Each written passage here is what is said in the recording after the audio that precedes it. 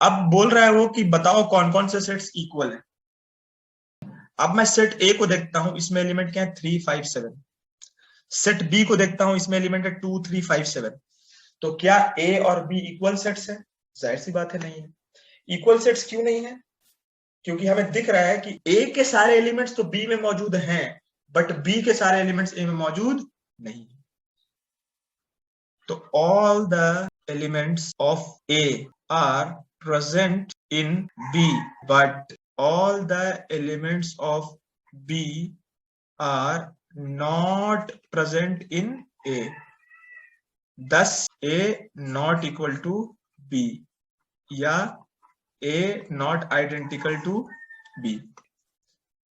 तो ये बेटा एक चीज हमने समझा, ये पॉइंट दिमाग में ध्यान से सोचो। हमने ऊपर क्या लिखा है कि दोनों सेट्स के सारे एलिमेंट एक दूसरे में प्रेजेंट होने चाहिए, एक्स्ट्रा नहीं होना चाहिए किसी में भी। लेकिन यहाँ पे बी में कोई एक्स्ट्रा है।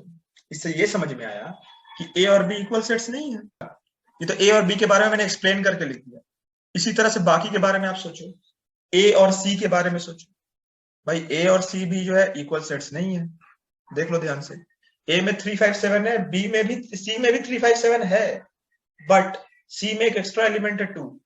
तो अगर तुम ये बोलना चाहोगे कि ए के सारे एलिमेंट सी में है, तो यहां तक बात ठीक है, लेकिन साथ में सी के सारे एलिमेंट्स ए में भी तो होने चाहिए।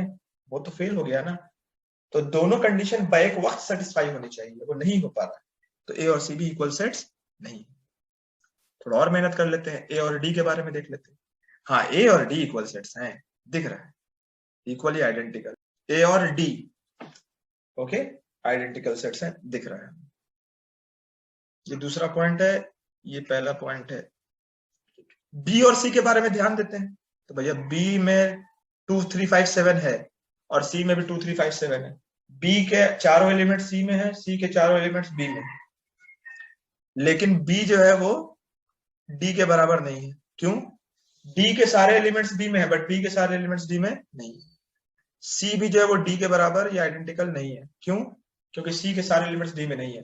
तुमने एक बात यहाँ पे गौर की होगी, अब सी में 4 एलिमेंट्स हैं और डी में 3 एलिमेंट्स हैं, तो कभी इक्वल तो हो ही नहीं सकता है, कोई ना कोई तो फेल कर ही जाएगा, है कि नहीं? तो इससे एक बात मेरे को ये समझ में है, जो मैं नोट में आगे लिखा सकता हूं कि if N A is not equal to N B, number of elements of A is not equal to number of elements of B, या cardinal number of A is not equal to cardinal number of set B, then A not equal to B और A not identical to B। जाहिर सी बात है, जब number of element से different हो गए तो जो बड़ा वाला सेट है वो पूरी तरह से छोटे वाले सेट पे समा नहीं जा सकता है। लेकिन तुम एक चीज बोल सकते हो सर कि सर पिछले क्वेश्चन में एक चीज हमने गौर किया कि D जो है 3 5 7 है और C जो है वो 2 3 5 7 है। तो अगर मैं ये कहूं सर कि डी के सारे एलिमेंट्स सी में हैं, सी के एलिमेंट्स डी में हो ना हो सारे, लेकिन मैं इतना तो कंफर्म कह सकता हूं ना कि डी के सारे एलिमेंट्स सी में हैं। तो क्या मैं ये कह सकता हूं कि डी एक बच्चा सेट है और सी जो है बाप सेट है? तो हाँ, कह सकते हो। लेकिन सर बच्चा और बाप कहना अच्छा लगता नहीं है, मैथ्स में इसका कोई नाम होना चाहिए, बिल्कुल होना चाहिए। तो वो अगला जो नाम हम पढ़ रहे हैं वो पढ़ रहे हैं हम सब सेट। SUB जैसे सब इंस्पेक्टर होता है, छोटा इंस्पेक्टर, वैसे ही subset A is called the subset of set B if all the elements of A are present in B। Equal sets में और सबसेट में फर्क क्या है? इक्वल सेट में हम ये कह रहे थे कि if all the elements of A are present in B and if all the elements of B are present in A then they are equal। लेकिन इसमें ऐसी बात नहीं है। अगर A के सारे एलिमेंट्स किसी सेट में दिख जाते हैं तो वो सेट छोटा सेट, बच्चा सेट कहलाता है। तो तुम कह सकते हो कि सर A जब सबसेट कहलाता है तो B क्या कहलाता है? तो B बेटा सुपर सेट कहलाता है। सुपरमैन होता है ना, वैसे ही सुपर सेट। पिछले ही क्वेश्चन में अगर हम देखें तो A is a subset of B, क्योंकि A के सारे एलिमेंट्स B में हैं। A में अगर तुम ध्यान दो तो A में 3 5 7 है, B में 2 3 5 7 है, ठीक है। तो डेफिनेशन क्या कहती है सबसेट की कि all the elements of A must be present in set B. तो A will be called the subset of B. बहुत अच्छी बात है। मैं बस ये कहूंगा कि अगर A के सारे एलिमेंट्स B में प्रेजेंट हैं तो A will be called the subset of B. चलो यहां तक बात समझ में आ गई। अब देखो एग्जाम्पल देखो, बिना एग्जाम्पल के बात नहीं समझ में आती है कि A is equal to 1 2 3, okay, B is equal to -1 1 2 3 7, okay, और C is equal to 3 2 1। बेटा ये 3 सेट्स हैं हमारे पास, ध्यान से देखो ये 3 सेट है हमारे पास। अब इसमें से कौन कौन किस किस का सबसेट है ये हमें ढूंढना है, हमारा ये काम। ए को पकड़ो पहले कि ए किस किस का सबसेट है। तो A is a subset of, ए में कौन कौन से एलिमेंट है 1 2 3, बी में है -1 1 2 3 7। यार बी में तो बहुत अलग अलग तरह के एलिमेंट्स हैं। अब हमें उससे क्या मतलब, हमें बस इस चीज से मतलब है कि ए के सारे एलिमेंट्स बी में मौजूद होने चाहिए, तो वो है, तो A will be called the subset of. अब मैं बोलना चाहता हूं कि सी के बारे में देखना चाहता हूं, सी इज ए सबसेट ऑफ देखना चाहता हूं।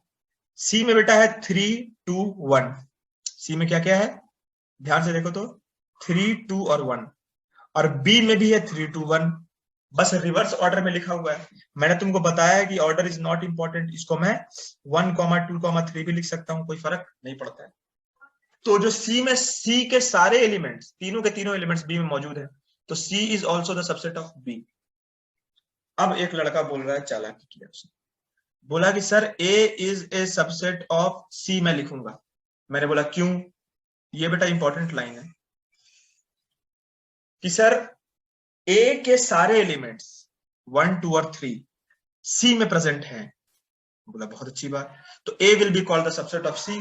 आपने डेफिनेशन बस इतनी लिखवाई है कि पहले के सेट का सारा एलिमेंट्स दूसरे के सेट में होना चाहिए। अगर ऐसा होता है तो पहले का set will be known as the subset of दूसरे का सेट। लेकिन एक लड़का बोला कि सर मैंने पहले सी को देख लिया था, सी के सारे एलिमेंट्स ए में मौजूद हैं, सी में 1 2 3 था, ए में भी 1 2 3 था, तो C is a subset of ए। बहुत अच्छी बात है भाई। एक लड़का बोला कि सर ए भी सबसेट ऑफ सी है और सी भी सबसेट ऑफ ए है, तो इससे हम ये कह सकते हैं कि A and C are subsets of each other. A and C are subsets of each other. तो एक लड़का बोला कि सर ये तभी हो सकता है जब ए और सी दोनों इक्वल सेट्स हो।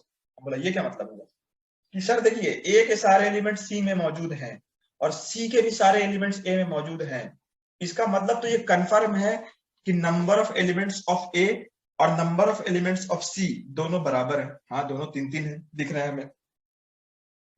तो सर आप मुझे ये बताइए कि 3 2 1 ए में मौजूद है और ए में कोई एक्स्ट्रा एलिमेंट मौजूद नहीं है, ठीक है, और ए में भी जो एलिमेंट्स है वो सी में मौजूद है और सी में कोई एक्स्ट्रा एलिमेंट मौजूद नहीं है। तो हम इन दोनों को देख के बता सकते हैं कि two set are equal if they are subsets of each other and vice versa. अब देखो बेटा एंड वाइस वर्सा का मतलब क्या हुआ, एंड वाइस वर्सा का मतलब हुआ इसका उल्टा भी सोचो। चलो मैं लिखवा देता हूं point. If two sets are subsets of each other then they are equal or identical sets। अब लेकिन कुछ लड़के ऐसे हैं जिनको एक बार लिखाना पड़ेगा इसको इस तरह से भी। देखो बेटा दूसरा पॉइंट, ठीक है, एक ही चीज को मैं 4 तरीके से लिखवा रहा हूं बेटा ताकि कोई कंफ्यूजन ना रहे। Third point is if x and y are identical sets then x is a subset of, if x and y are identical sets then x is a subset of y and y is a subset of x। चौथा point, if x is a subset of y and y is a subset of x then x is equal to, x is identical to y कह लो और x is equal to y। 13th point is superset। Superset is the opposite word for subset, opposite word for subset. If all the elements of set A are present in set B, then वहां हमने क्या पढ़ा था? A will be known as the subset of B. अब यहां हम लिख रहे हैं कि B will be known as the superset of A. उसी को उल्टे की तरह लिखा। इसको कैसे लिखा कि अगर नूर सदरुज्जमा साहब का बेटा है तो सदरुज्जमा साहब नूर साहब के अब्बा है। बेटा सेट और बाप सेट इस हिसाब से समझो। इसका एग्जाम्पल सिंपल लिख लेते हैं, एग्जाम्पल छोटा सा। अगर सेट ए है 1 2 3 और सेट बी है -1 1 2 3 7, तो और सी है 3 1 2, तो बेटा ये पिछला ही क्वेश्चन हो गया। तो अगर तुम गौर से देखो, B is the super set of A, B is the super set of C। बेटा एक और चीज है, ध्यान से देखो कि अगर A C का सबसेट है, पिछले बार हमने देख लिया है कि A is a subset of C। क्यों बेटा? यहाँ पे देखो ध्यान से, यहाँ पे हमने देखा था क्यों, क्योंकि डेफिनेशन ये कहती है कि ए के सारे एलिमेंट सी में होने चाहिए, बस यहीं पे चुप हो जाती है, इसका कुछ नहीं कहती, तो वो हो रहा था। तो बेटा अगर ए सी का सबसेट है तो अगर तुम ध्यान से देखो तो C is the superset of A नहीं होगा, क्योंकि हमने पिछले बार देखा है कि A is the subset of C, तो C is the superset of A. बेटा हमने ये भी देखा था कि C is the subset of A, तो A is the superset of C. इन दोनों पॉइंट्स से समझ में क्या आया कि A and C are supersets of each other. बेटा अब वही रद्दी बात मैं करूंगा कि तभी हो सकता है कि जब A और C आइडेंटिकल हो। यहां पे चलो एक नोट लिख लिया हमने, 2 सेट्स आर इक्वल या आइडेंटिकल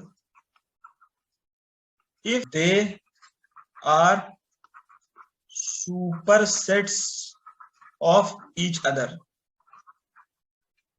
ठीक है, and